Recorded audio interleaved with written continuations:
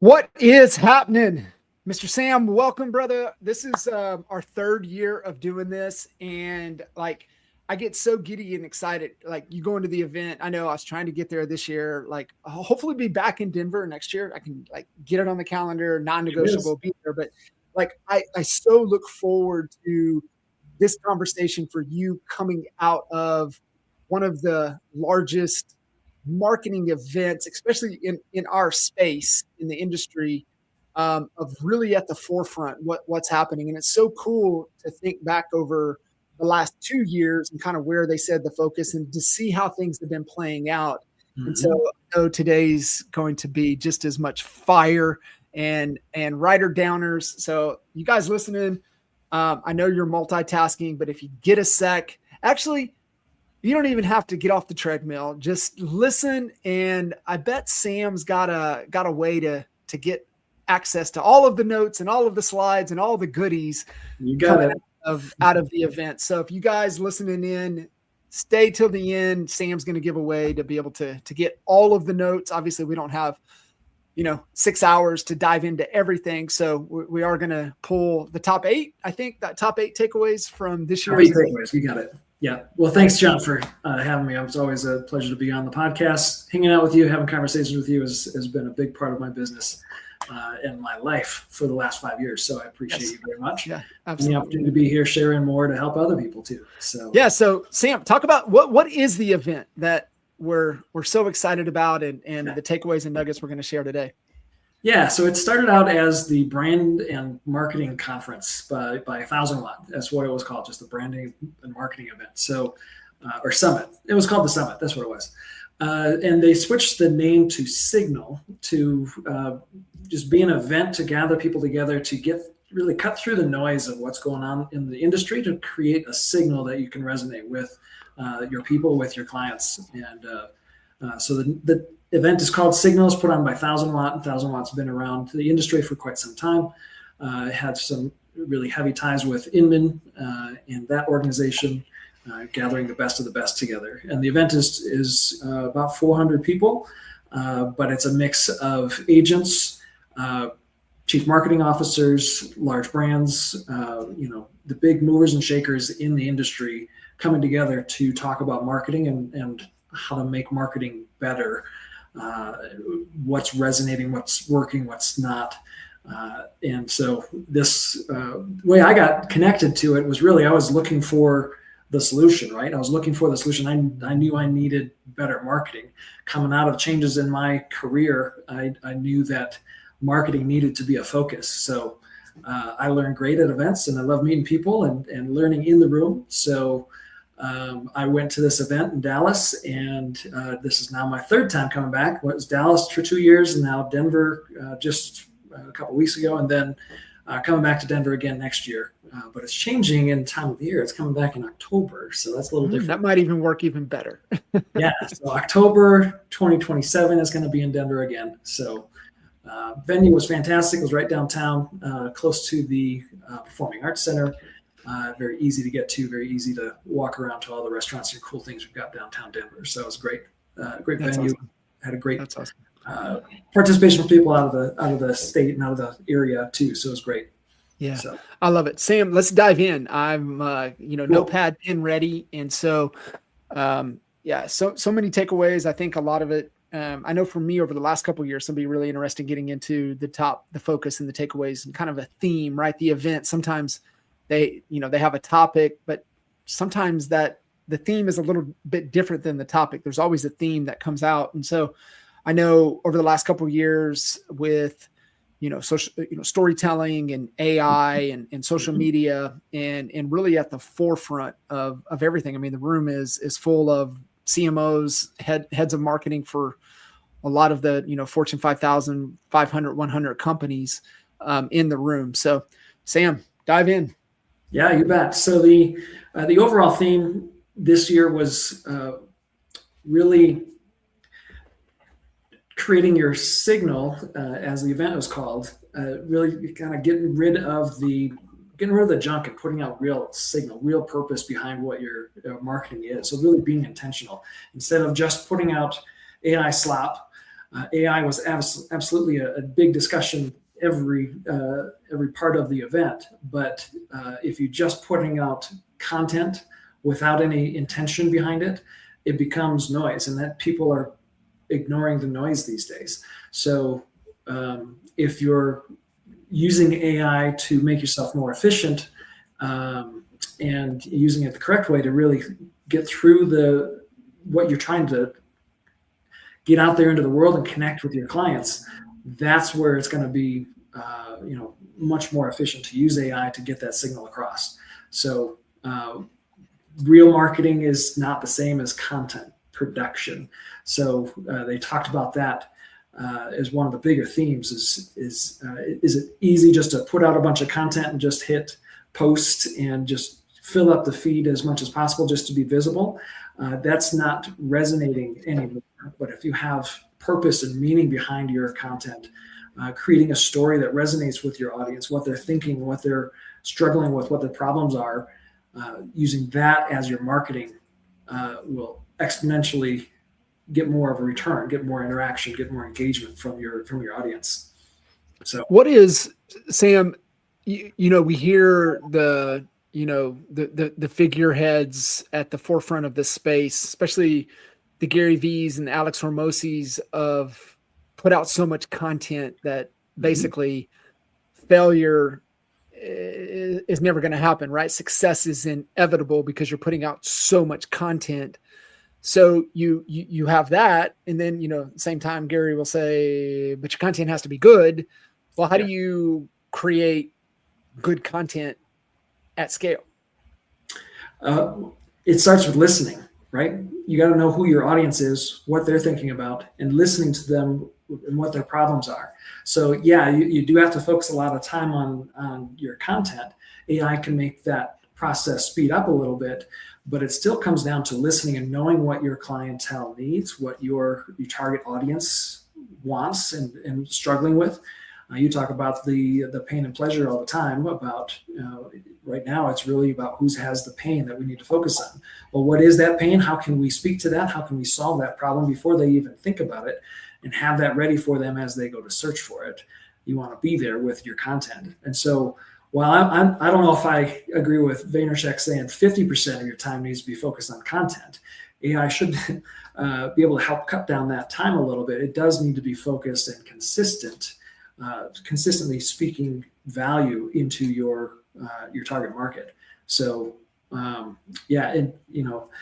it has to be real. It has to be, that's the first takeaway, is that real marketing is not the same as content production. Just spitting out a bunch of content because you can click that button that says, create 5 posts for me and post them by 5 o'clock today. That's not what you need. You need to train that AI, or you need to train the process to be full of meaning, to be full of, information that creates trust, right? That's what we're trying to do, is create trust and be a resource. So, if you're just promoting what's out there, promotion harvests demand, but brand creates demand was another phrase along this same line. So if you're just promoting what's out there, you'll find the low-hanging fruit of people that are actually looking for it. But if you're creating items around your brand about who you are and what you actually stand for, that's where you're going to start to create demand and generate more traffic back to yourself. So, So real marketing is not the same as content production, right? That was kind of the first. And then, how did they define real marketing? Basically being intentional. Having meaning behind your words instead of just using industry jargon. Easy example was, everybody has featured listings on their website. Well, change that vernacular to homes I represent. It's more meaningful to say I represent these homes. These people are trusting me to represent their homes, versus just a platitude, something everybody has on every website.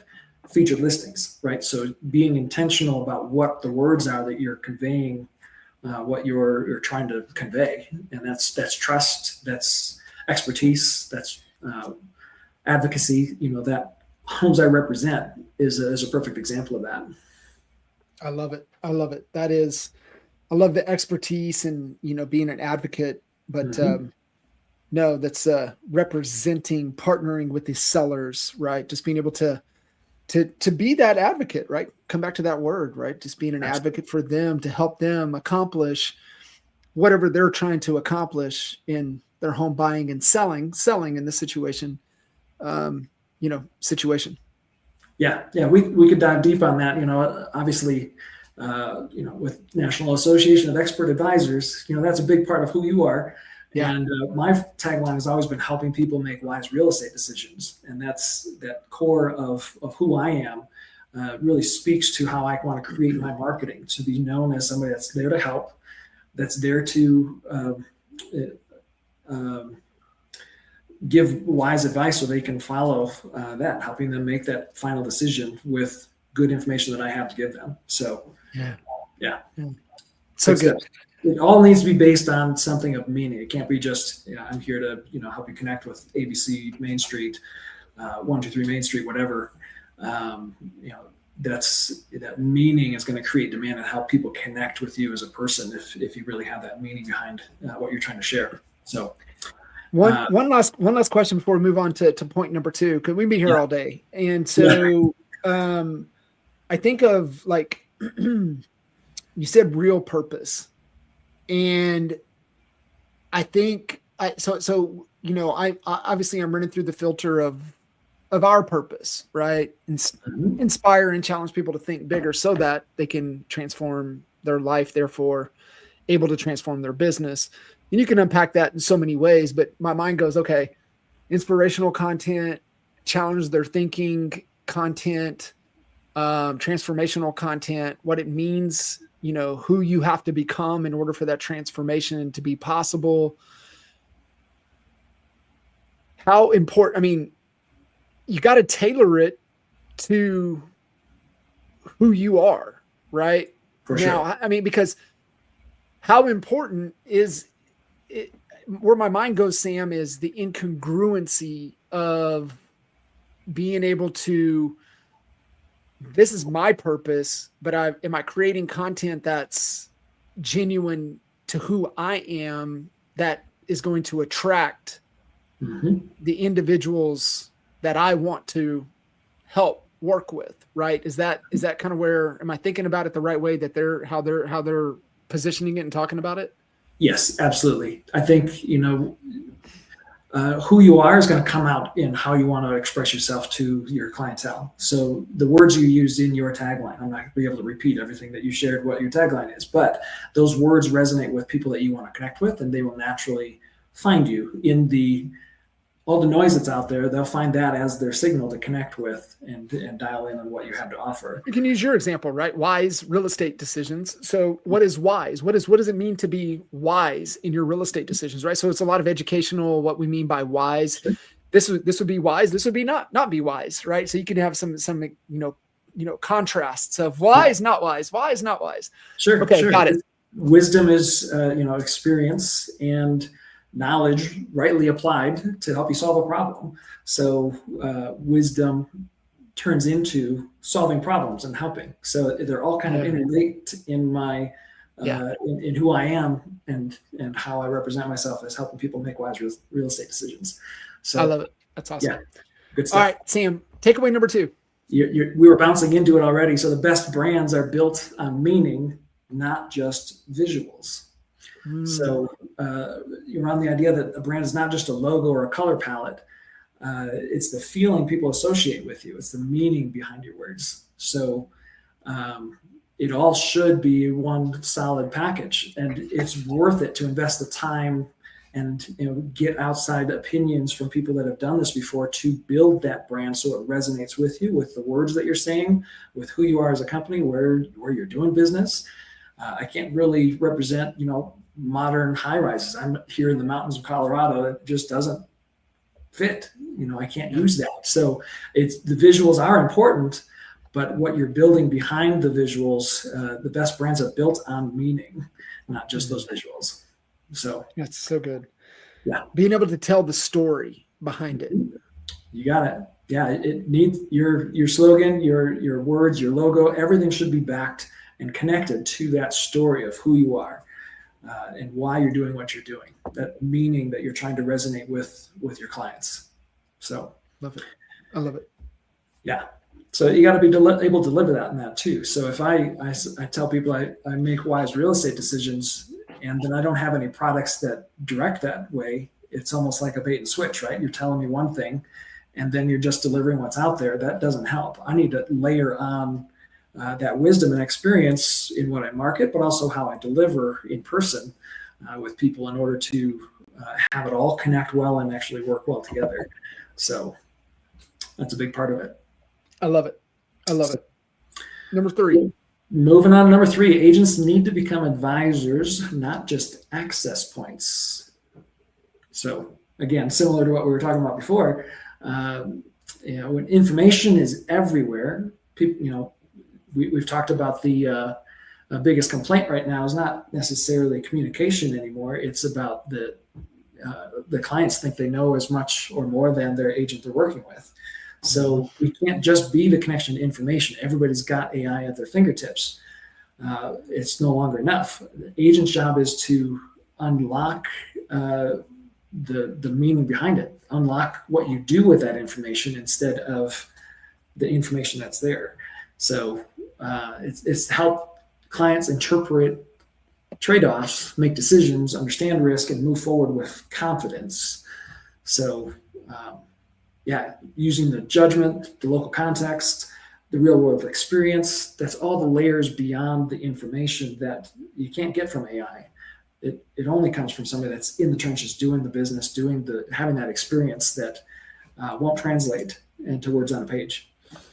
It's crazy that I obviously, I agree with you 1,000%, right? Just, the whole of us having to make the decision when, we went independent and we landed on, we went down every Jack Reese, Trout, we went down all the branding books. We went through everything. We spent so much time, and that's how we landed on Real Estate Experts. And as we were transitioning, we knew how strong of a brand Jay Kinder was. And I told Jay wanted to take it off. He's like, dude, I don't want my name on there. And we had a debate about it. And I was like, bro, I said, it's like taking Coke off the shelf, right? You serve Coke. You've been selling Coke for 50 years. You're all of a sudden not going to sell Coke anymore. And he's like, got it. So that's how we left it Jay Kinder Real Estate Experts. But within a few years, Experts, we shifted to advisors, real estate advisors. Nice. And it feels right. So when I hear that, my head's nodding, and it's hard for me to push back on that just because of the decades of that line of thinking and belief that is so rooted, just because it's like, it just feels like it's the right way to be in this profession.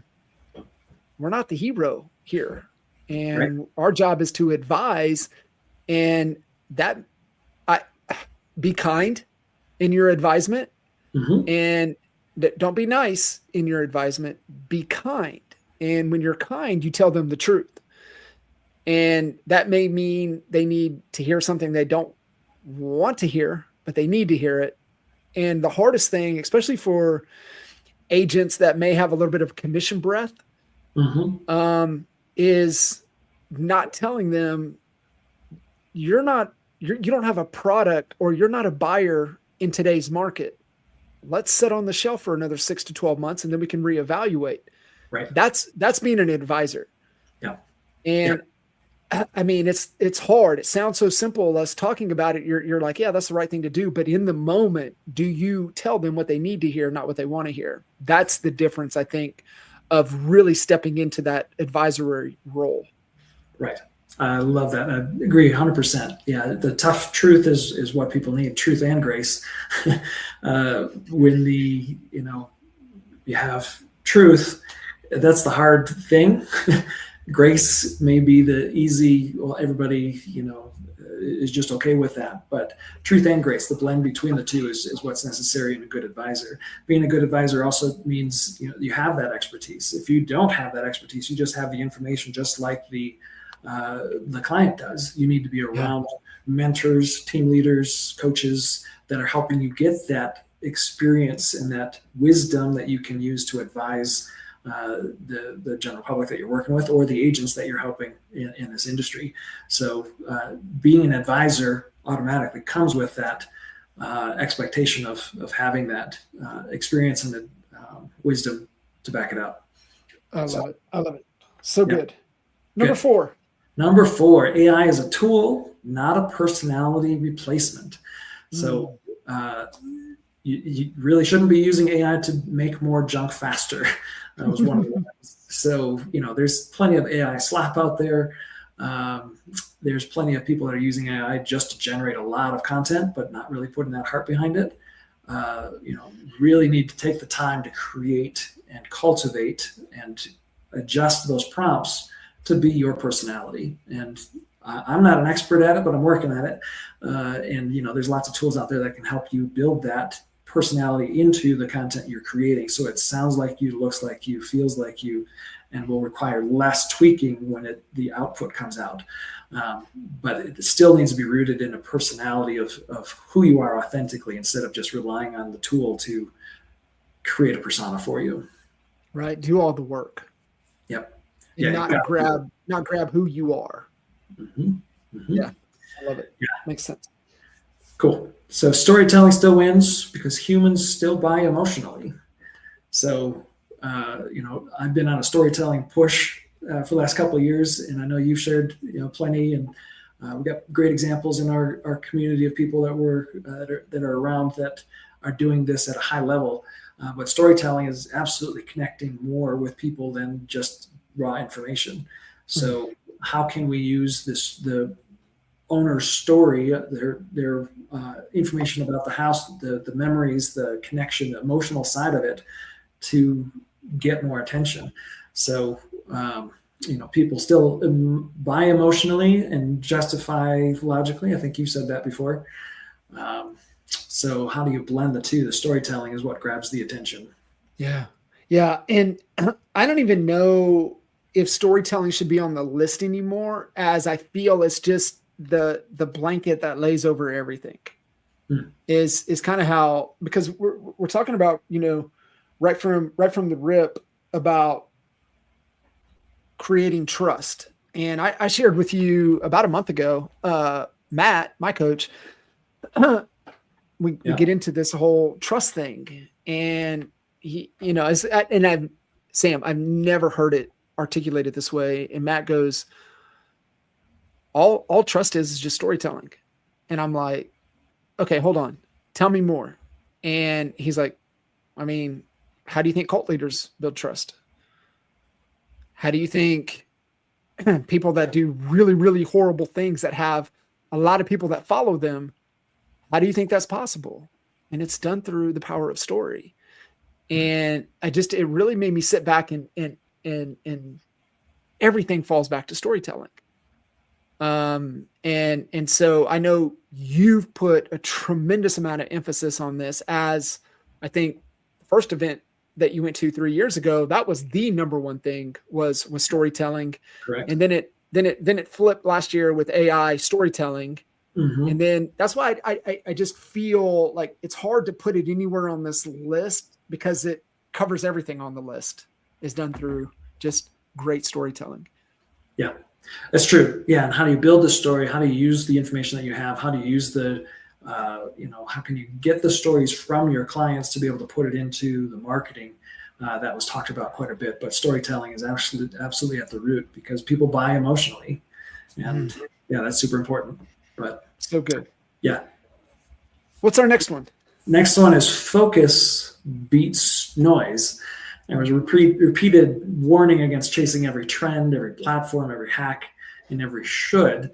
But the better question is not how do I get more attention? The better question is what am I trying to make people understand or feel or do? So focusing in on that message that you're trying to make, uh, instead of following the trends out there. That's how you get through the noise.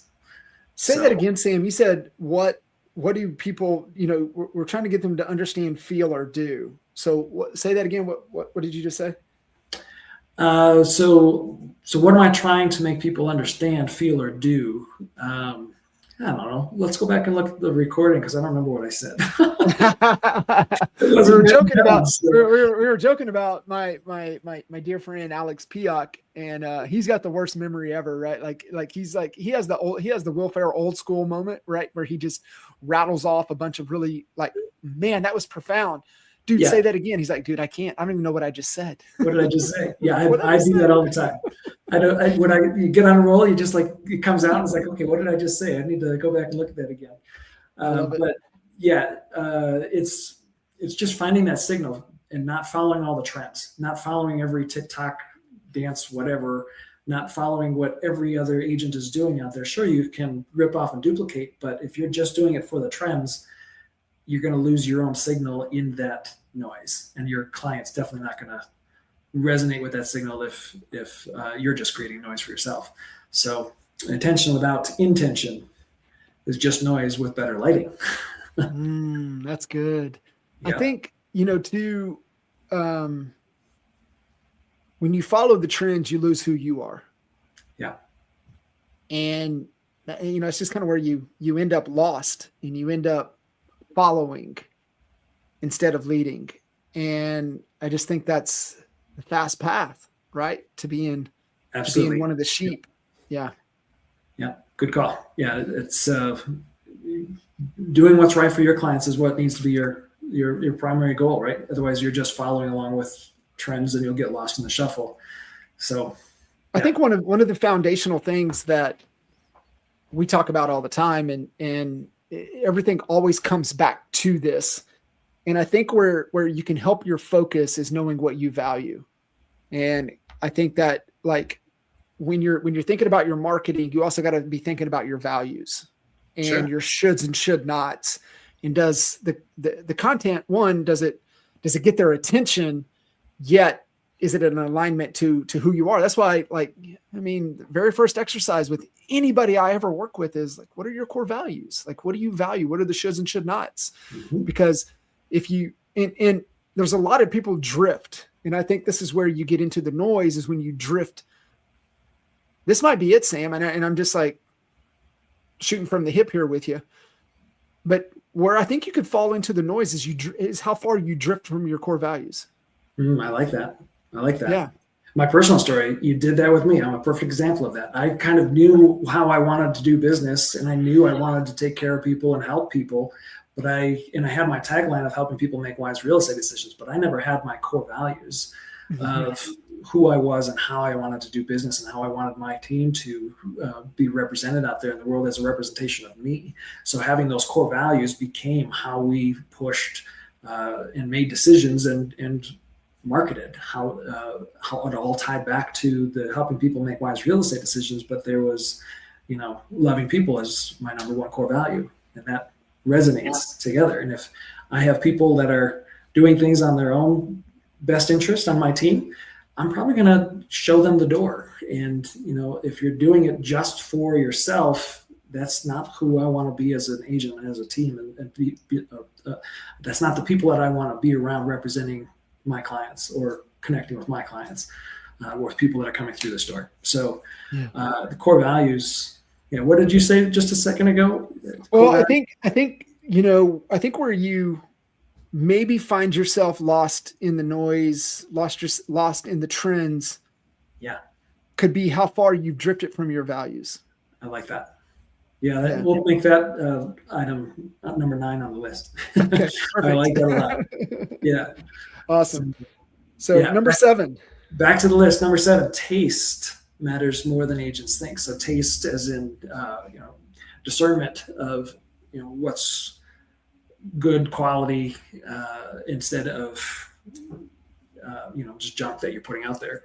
So moving beyond just the marketing tips or moving beyond just the latest trends that are out there and into what resonates with people, listening first, what's going on in the culture, what is adding meaning to their lives, uh, being intentional and helpful and meaningful is part of that taste. So I've seen plenty of viral videos, people that get attention on a short bit of time, but all those views, all that shock value of that, it really doesn't help your brand. It just gets a lot of views really quick, and those all disappear. Next week you got to duplicate that, and then how many of those views are really actually turning into clients that are turning into sales that are turning into dollar, that helps you find freedom. Those views just disappear over time. So taste and what you're creating and being intentional with that is important as well. So taste matters more than agents think. I love it. Yep. Sam, number 8. Number 8, visibility without credibility is a trap. Similar to what I was just saying, getting viral and having thousands of views on your content is not the goal. It shouldn't be the goal. If you don't have the credibility and the actual meat behind the content, it's not going to do anything. It's not going to resonate with your clients and get them to work with you, or even raise your hand as somebody that they'd want to connect with. So real estate agents are under the pressure to be everywhere and be in all the places and do all the trends, but being everywhere poorly will probably hurt more than it helps. So goal isn't to be louder. The goal is to become clearer, more useful, and more trusted, and therefore more memorable. I think when you look at it from paying attention to, is my awareness growing? Is my engagement growing? And if those are growing, but no leads, no opportunities, then there's a disconnect, right? And I think we had a little homework assignment for accountability group that we were a part of, and we had to get clear on audience size. And so obviously we were using, we're in Claude, we're in Anthropic, and so we're going through it and we're feeding it all of the data, and it spit us out kind of an active, engaged audience, right? You have your awareness, you have your audience, but then it's engaged, right? So, say you have, 25,000, awareness from an audience perspective. That could be downloads on podcasts, could be website visitors, could be, seeing your social media, seeing your ads, your email list that's active, that's actually opening, right? So, or it could be your email list. Say you could have 10,000 on your email list, but how many are opening and active? And I'll never forget, so many Dan Kennedy lessons.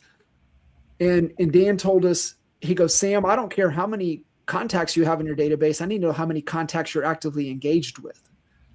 And that resonated so much, right? Because I've seen agent databases with hundreds of thousands of contacts in there, but how many are like actively engaged with you? And that's the number that you want to pay attention to. So are those numbers moving, but leads aren't moving? There's a disconnect. But if awareness, engagement, leads should be moving as well. Yeah. Along those same lines, how are we using marketing and AI and getting a wider audience to drill down closer into those one-to-one conversations? How can we create more of those one-to-many that translates into the one-to-one conversations where we can cater the conversation, cater the expertise directly to that one individual? That's what builds clients over time, is more conversations you have on that one-to-one capacity. So all of this marketing info should be drilling towards that experience, that one-to-one conversation where you can add that wisdom, add that expertise, and help them solve their problems, help them make the decisions that solve their problems. So, Sam, for you, what was the biggest takeaway for you from the event? I know these were kind of the top 8. You've got the long list, you got the whole slide deck, but just kind of where you're at in the kind of the season of your business and life. What was the biggest takeaway from the event for you? Yeah, I think it was a confidence booster because I feel like it resonated really well with where I was, with the pressure of trying to put out so much content and try to keep up with everybody that's posting more content than I am and more helpful content that's out there. I need to just focus on being who I am and putting out content that helps my clients and continue to tell the stories of the properties that I'm representing and the people that I'm representing in the process. So to not worry about, having another thing on my to-do list to do too much, but more being consistent in who I already am and the information that I can share that showcases my expertise to help people. So that was my big takeaway. And, that'll translate into more specific, more drilled in content outside of my listings as well in what I have coming. But it was definitely a good confidence booster that I felt like I was on the right track and that when I was thinking about the market and about the noise that's out there, and cluttering the content stream for everybody was, there's other people out there that are trying to build what I'm trying to build too. And that was really encouraging for me. So, yeah, that's so cool. Sometimes we need that, that confirmation that we're on the right path and we're doing the right things. Cause sometimes, it's like, such a delayed gratification industry as real estate sales is, right? Like, I mean, you could start a relationship with a client today and not get paid for helping them on the transaction, maybe sometime next year. And so it's such a long process and even quick, right? You call an expired, call a motivated seller, you set the appointment, you qualify the appointment, you do all your pre-list stuff, then you go on the appointment, you have needs, wants analysis with what they're trying to achieve. Hey, here's our prescription of how we can help you achieve XYZ. Then you go through the process, you go through the fulfillment phase, and then you've got the due diligence phase, and then you got to get it to the closing table phase. And I mean, today's market, average days on market, what are we looking, a couple months. So, and that's continuing to extend out depending upon kind of what pocket of the market you're talking about. So understanding that we are in a delayed gratification business. So you got to move, where you get those small wins out on the front end is really, really important. But sometimes we need that little, dude, you're on the right path. Keep going. Right. Yeah, one of my core values is actually practicing patient endurance because the instant gratification is what everybody wants in our world today, and real estate isn't necessarily that case. I'm sure we have our anomalies where we get a property closed in a short amount of time, but the relationships take time to build. The decisions to sell or buy a house, whether it's a primary home or a secondary home, takes time to really be intentional about it. And then the real estate cycle itself of, finding a lead, cultivating a lead, building that relationship, being, adding value to their world before they ever get into a contract. And then, like you said, the fulfillment goes through there's not much instant about it. So patient endurance is one of my core values. So, yeah, I love that. My mind goes endurance. I'm going, oh, Sam, we're going for a long time, huh? Yeah. Yeah, the word endurance. I do know that. Yeah. So, Sam, we had your biggest takeaway. What was your number one to do coming out of the event? Biggest to do, get more consistent on creating the content that showcases my expertise in a way that resonates with people beyond just the information that I have out there. I think that's it's in line with my biggest takeaway, but yeah, that's what I need to do is be more consistent. And maybe do you have the how? Do you have that built out? Do you know how how are you going to be more consistent?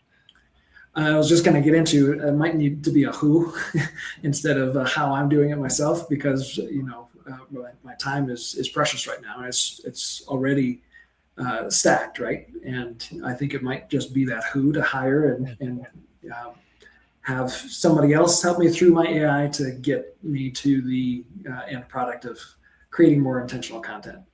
Yeah, I love that. That's right. We were given that question 6 years ago. We've been asking the wrong question. How do we do it? No, it's like who can help me get this across the finish line. So that's really, really good. I love it. Cause I think there's so many of us that are in the same boat, right? Like consistency is everything. It takes discipline to be consistent, but it's just making sure that consistently taking the right actions, but showing up in rooms, going to events like this allow you to understand what it means to be consistent and the discipline required for that outcome to be true. Mm-hmm. Yeah. So we still, as agents, we still need to be the head of marketing, but we don't need to be the one that fulfills it. And I personally need somebody saying, hey, don't forget, we need to do this today. You need this on your calendar in order to keep that consistency going forward. If I'm just left to my own devices, I get pulled in too many different directions, and those less urgent things fall off the priority list. So that's what I need in a who myself that'll help me carry out that next to-do list of being more consistent. So working on that. I love it. Sam, this is, again, I got, pages of notes, and the biggest thing that I can see, even for you, right? Like personally seeing the impact on your content, on your marketing, on your confidence prior to the first event 3 years ago to where you're at today, it's visible, right? So just goes again, right? Get in these rooms around like-minded individuals. We're all trying to figure out the same dang problem, right? And so being able to get in those rooms, knee to knee with other entrepreneurs and business owners that are just trying to figure it out as well. They're all people just like us. But I appreciate you saying that about my content. Getting on camera, never comfortable for me. Getting on in front of a room and talking to people, never comfortable for me. Getting on a podcast, still, it makes me a little nervous, right?